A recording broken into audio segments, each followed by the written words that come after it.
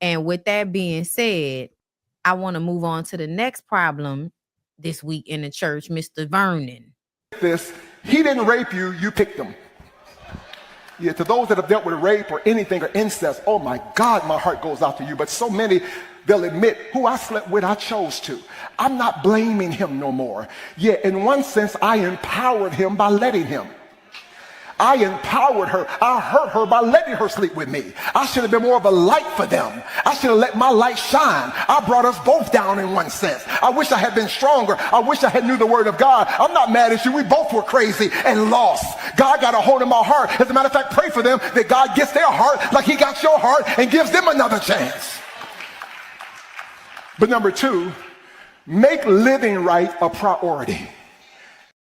Okay, so I'm going to play his apology, but I want to say to me, as somebody that likes to listen to people's words and come up with what I think why they would say some shit like that, I believe he's talking about himself.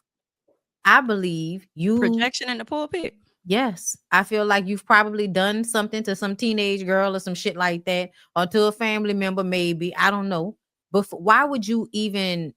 like it's making apologies for rapists. Like that's what you were up there doing. His apology.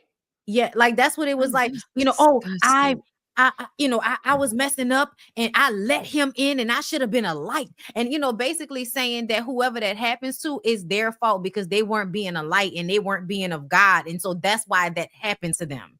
But I'm not interested in any apology, especially after you sat up there and you said they chose the people and then said, if you've ever been through rape, incest, any of that, I'm sorry, but you knew exactly what you were about to say. You didn't care about what you were about to say out your mouth. So I don't give a fuck about no apology. And then you finna give. You meant what you said when you said it the first time, and I'm utterly disgusted. And for me, I think everything Bondy said is 1000% on, in my opinion. Because only a nigga that operates like that and has also supported other men in that bullshit will say something like that. I'm telling y'all, it's really sad because I feel like if anybody actually wants to get to know God, know him through the Bible, man. These people see social media, as well as the communities that's also been created in church, has just been toxic for so long. But I think social media also makes it worse because all these people are looking for just something to go viral, and they just be talking out the ass. And it's people who will sit there and listen to them because they have a microphone and they're standing in a pulpit, and it's disgusting. That man can go to hell. Literally, just like you said, based off of what he said, if anything happens in that church, arrest him immediately.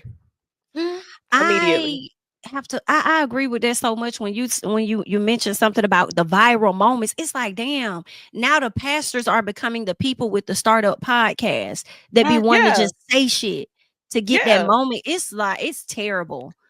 It's terrible. Malay, I think that's how you pronounce your first name. Thank you for the super chat. The people at the church forgot about the passage. He who is without sin cast the first stone.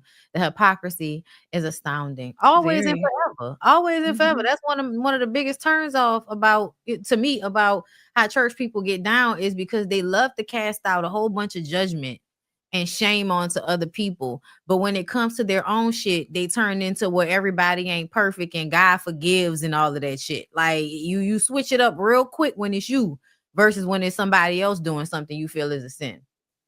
But y'all, and it ain't even just the church community. Listen, this ain't got nothing to do with y'all. Okay. Like it's fun. I'm saying it because it's a local story. But I feel like it just says something about how I think that people should be very wary of men in spiritual practices, just period. I feel like there are some men that are good men in the church, but what I have seen, if I'm being fucking for real, like they're few and far in between. They don't be the head pastors either. No, is what it seems like. They don't be the head pastors. They're usually the ones that's like helping and aiding and all of that.